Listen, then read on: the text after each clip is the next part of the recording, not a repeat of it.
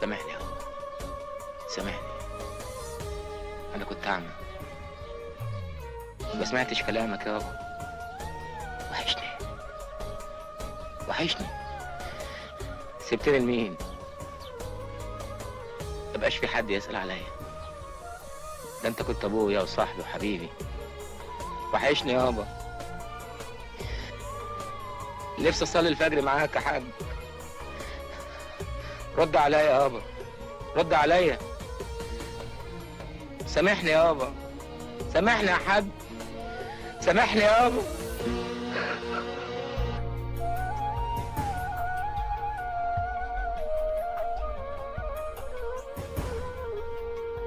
انا خدني الحنين وقلت ازور بيت العيلة. وحشني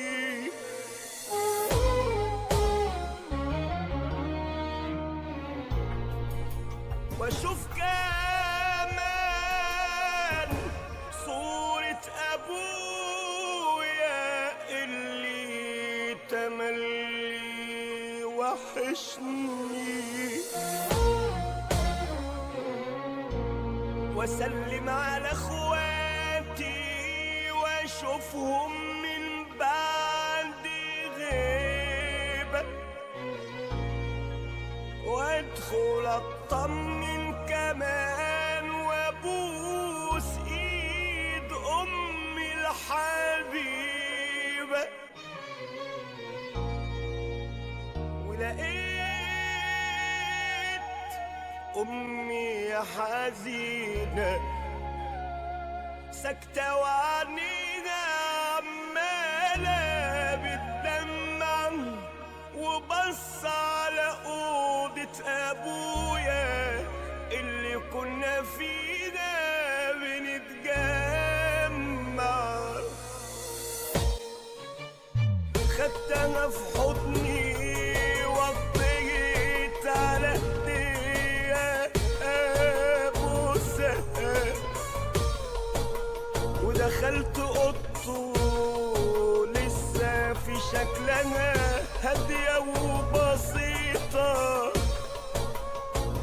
ما بقتش حاجة فاضلة مني غير بس صورة الحيطة وشوية هدوم في دولابه لسه في اكياسها. خدني الحنين وقلت ازور بيت العيلة. وحشني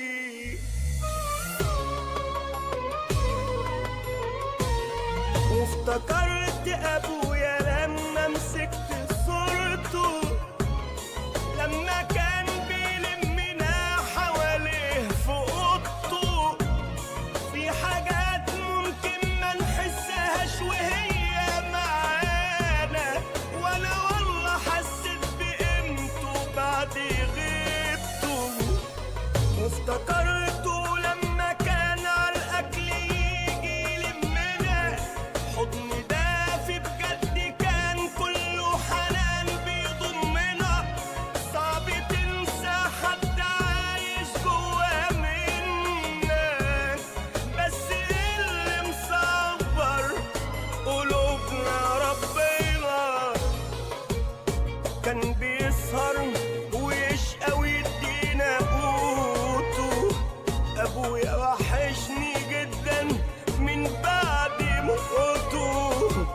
يا ما نفسي اشوفه بس ولو ليلة، بتمنى مرة حتى اسمع فيها صوته.